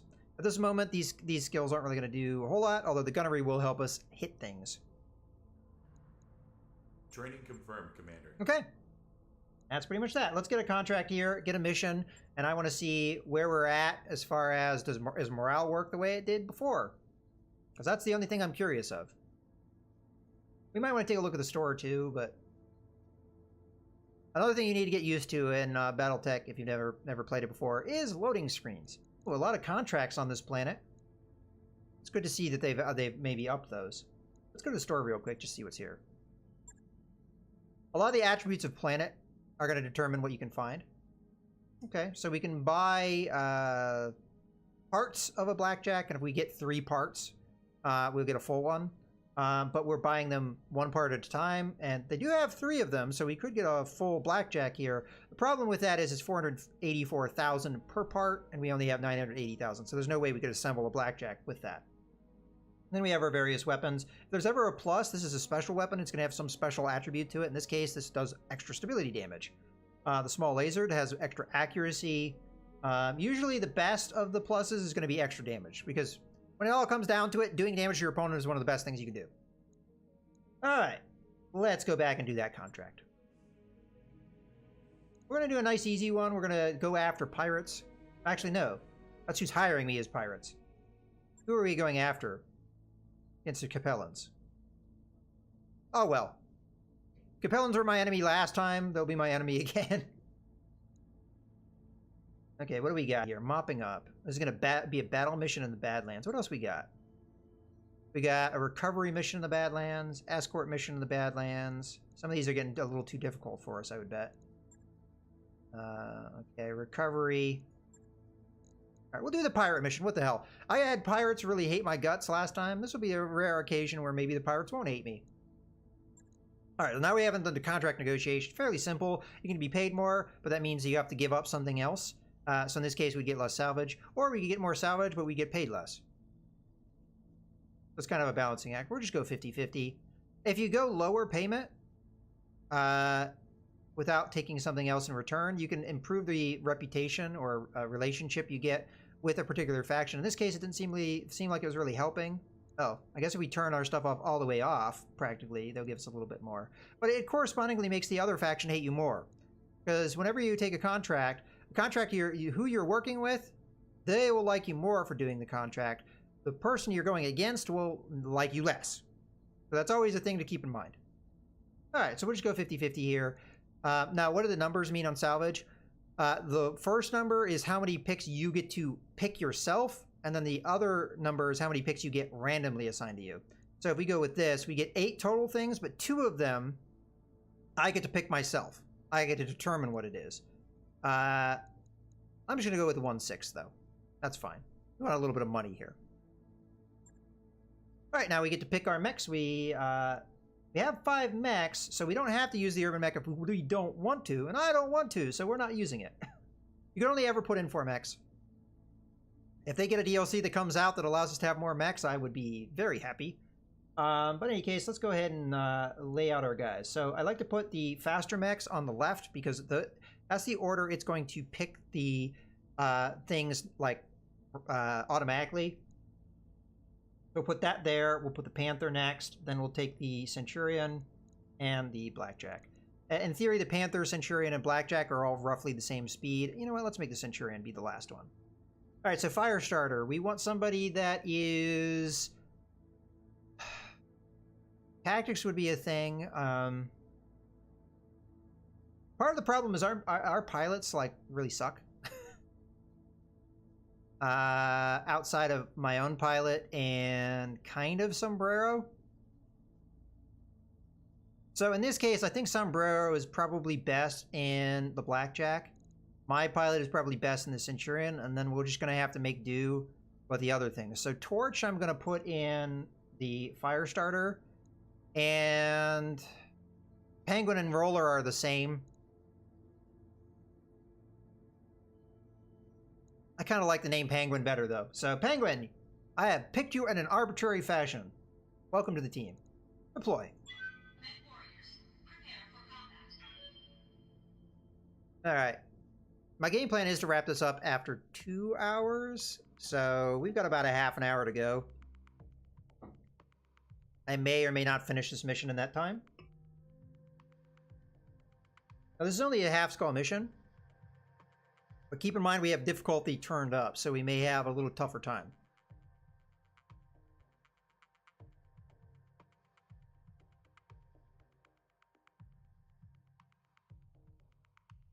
And now we have the waiting of the loading times. Oh, that wasn't too bad, all things considered. Command interface initiated. Alright. This is last known position of the enemy Lance Commander. Okay, advancing, get eyes on them. Pretty much the battle mission, you just have to go and kill them. Other missions will have different objectives. Good spot to work on a 10. Like recovery, you have to go get something and take it home, more or less. Okay, this is a map I'm fairly familiar with. We're starting with the Firestarter. We could sprint up here. I don't see a reason why not.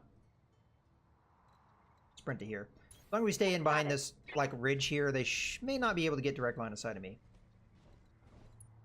This early stage of the game is kind of rough. Let's jump, because with going up a hill and all this rough terrain, we'll be actually probably faster that way. Confirmed. But this early stage of the game is going to be where you have like kind of a rough time.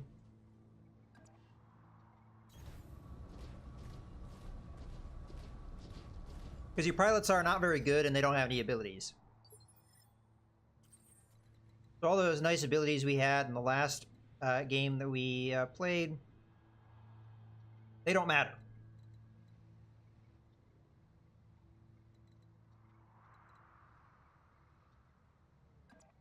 Guess I can sprint up here. We might get contact with the enemy. On my way.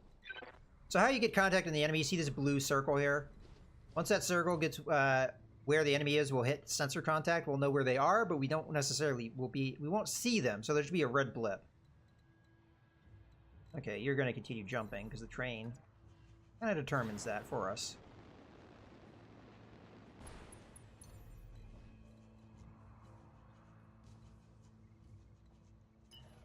Yeah, we're not getting further with the run than the jump, so. Engaging jump jets. All right, we're gonna kind of slow roll the Centurion here because if we slow roll, we get to use guard, which will give us damage reduction.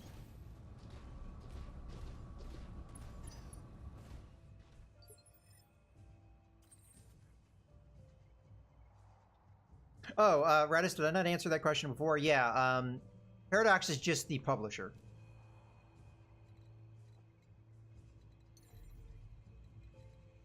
That's kind of an aggressive move. You know what? We're in here to have fun. Let's make aggressive moves.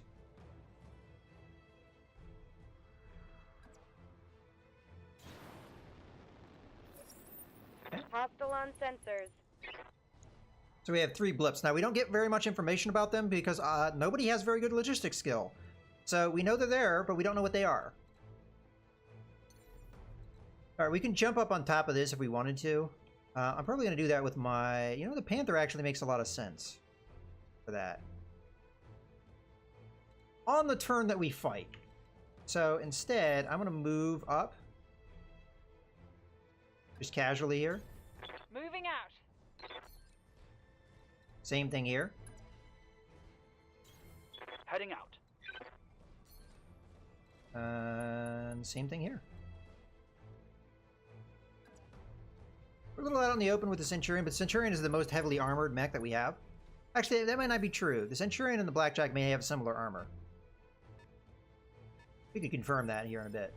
So they have a Javelin. Hey, that's one of the new mechs in the game. Good to see it. See, this is where having more light mechs in the game really helps in this early stage, because that's mostly what you're going to be seeing. Oh, you will note that they have half armor. That sometimes happens when you in the early stages of the game. Some mechs are a little beat up.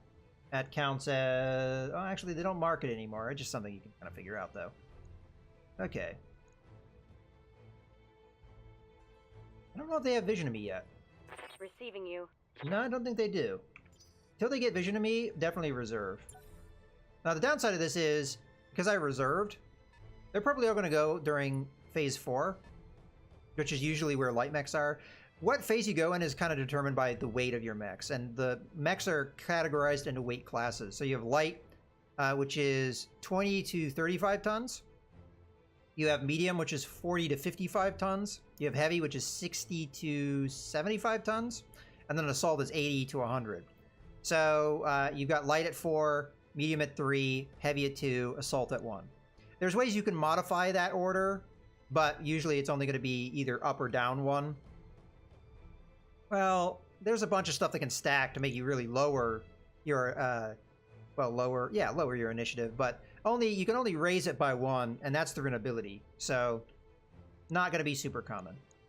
Okay, so we actually have 2 javelins, and we don't know what this is.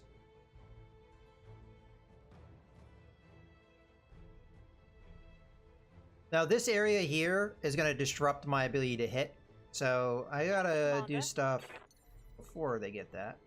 So I can jump up here, I get the height advantage. We only have a 45% chance to hit. Keep in mind, our guys have really bad gunnery skills, so it's going to be hard to hit no matter what we do. Lifting off. This is probably going to be a mess of a fight. Okay, so it is the old resolve system. And we do have both abilities, Vigilance and okay, so it's just skirmishes that they've changed that. Locking on. Oh, okay. Lucky hit. And when a PPC hits, it's the only energy weapon that does stability damage, but also it applies a sensor impairment, which makes them have a harder time to hit in the future. Standing by. Okay, we can just barely get line of sight here. I figure we jump. It's an aggressive move, but I think it's a necessary one. The only thing that's going to be in range is our AC-2s. Firing. Okay. We got some hits there. Starting to rack up that stability damage. You're the only one that hasn't moved yet. And I kind of want to just see like how things play out before we move. I guess we just keep hitting the same guy.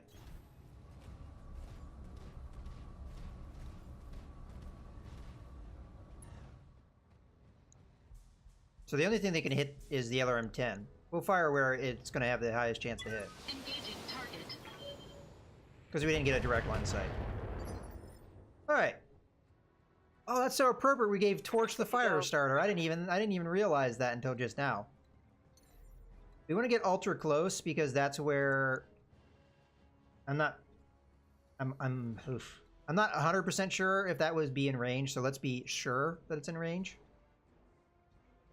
Engaging. Now, Firestarter might have a little, the Firestarter or Torch in the Firestarter may have a little bit of a problem here next turn. One of the great things about support weapons, which the Firestarter is just laden with, is they don't care about initiative. It's another Javelin. And they're usually they're usually easy to hit with. Okay, let's go ahead and fire away here. They changed how much ammo flamers have, I think. They used to only have 3 shots. Here it comes.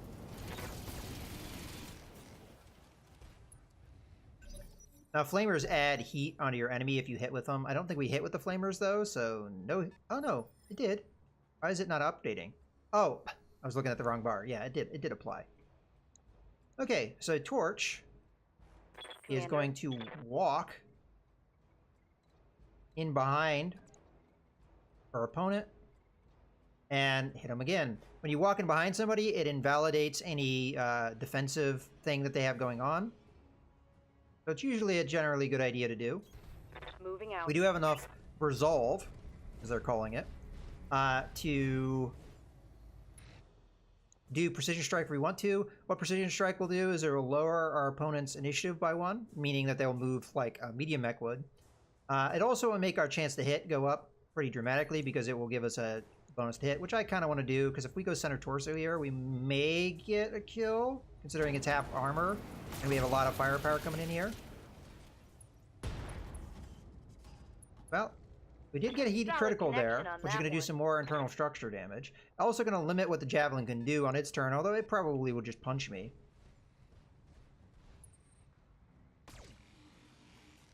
Okay. It missed, so not the end of the world.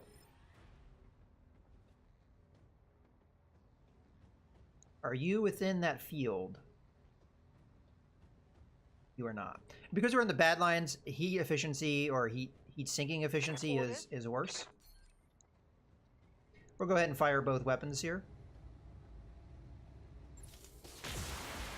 Wow, we've been on point with that PPC.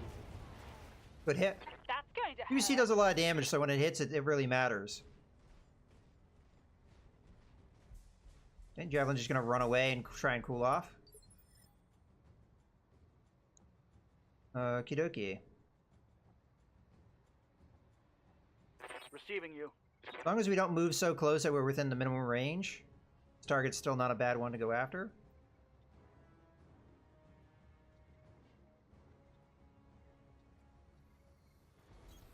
Got it.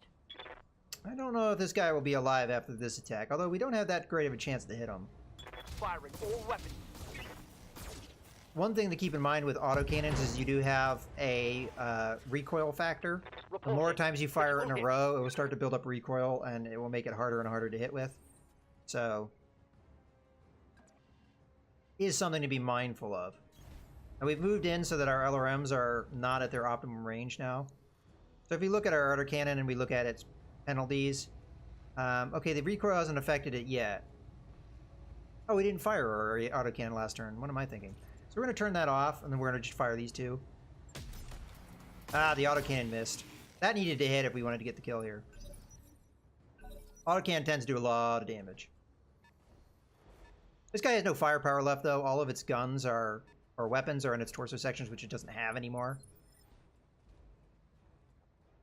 All right, well, you're just letting me get in behind you again and hit you with flamers.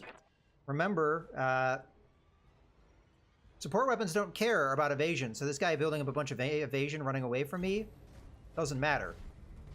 It's going to affect the medium laser's chance to do damage. We'll just turn those off so that we're not building up heat. Now, we are consuming a lot of ammo doing this, so that is a little bit of a concern. Putting one in the back. A lot of missing there. But it doesn't matter. Blew the guy up. Hope we can salvage that. The only thing this mech could do was a melee attack. So it did. It's not bad for a light mech, 40 damage. I'd have to look at that and compare it to other things that, like we have, for example. Like, what does a Centurion do? Yeah, Centurion does 45, and it's a 50-ton mech. Yes, Commander.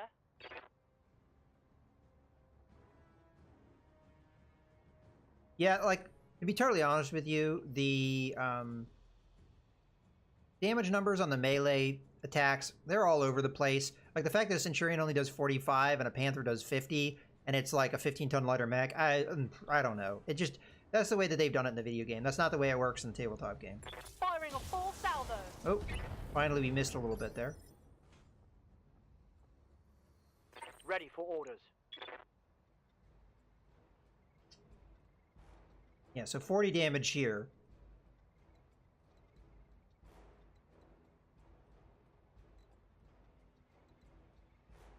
You know what, let's just back up a bit. This is where I wish I had multi-target.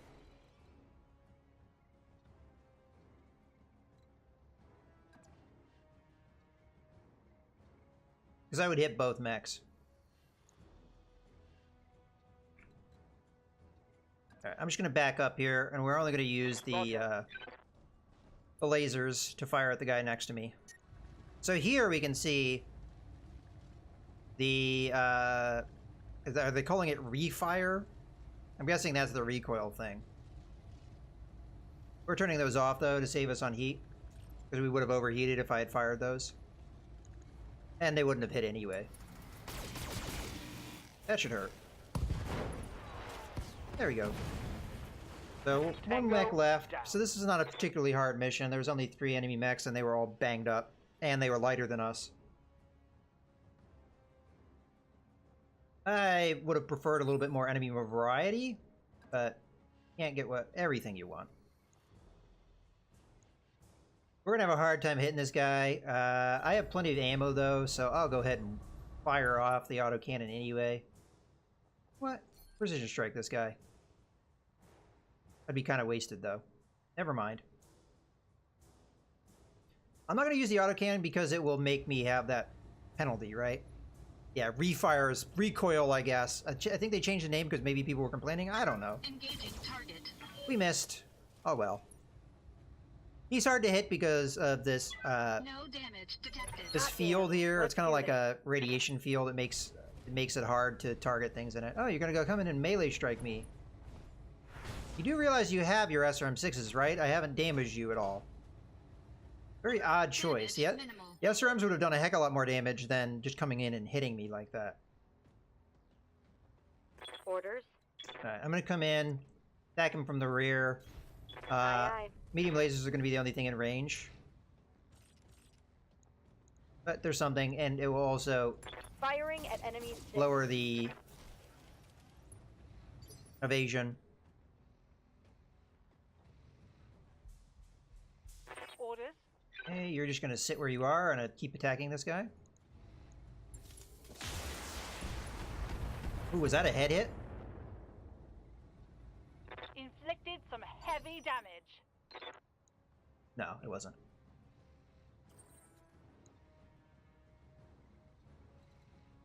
Alright. Standing by. Sombrero is kind of overheating here, so I want Sombrero to come in and do a melee attack.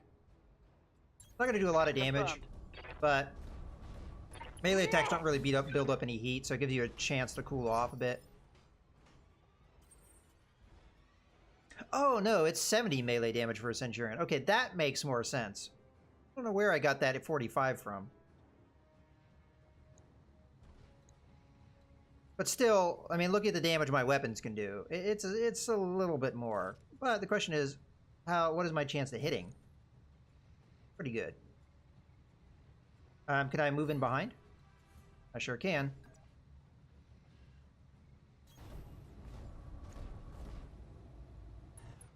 Alright. We're going to go ahead and just do the precision strike, because why not? Center torso, because it's already beat up. Targeting rear armor. Goodbye. Enemy mech destroyed. Alright. Mission Nice and easy mission. successful. I kind of did that, though, just to see if they did indeed change the career mode. Because, again, I hadn't played a skirmish mode for a long time.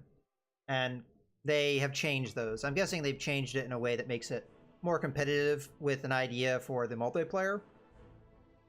Because the resolve system is a little gamey. And maybe not the best for skirmishes. So yeah, we're approaching the 2-hour mark. So we're going to go ahead and wrap up here. And I'm going to take a little bit of a break. But that's our initial look at the new DLC. What do we want for salvage here? I guess we'll just grab a... Unless there's special parts. Yeah, we'll just grab a Javelin part, and if we get lucky, we'll get a full one. Nah, we didn't get lucky, but that's alright.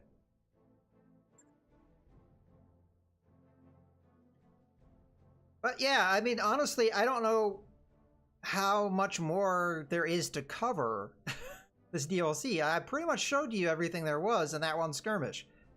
It's 2 mechs and a map. And then a little bit of flashpoints, but that's going to take hours to even get to. So, and again, I'm not sure if I would know which flashpoints are from this DLC or the previous DLC, the one called Flashpoint.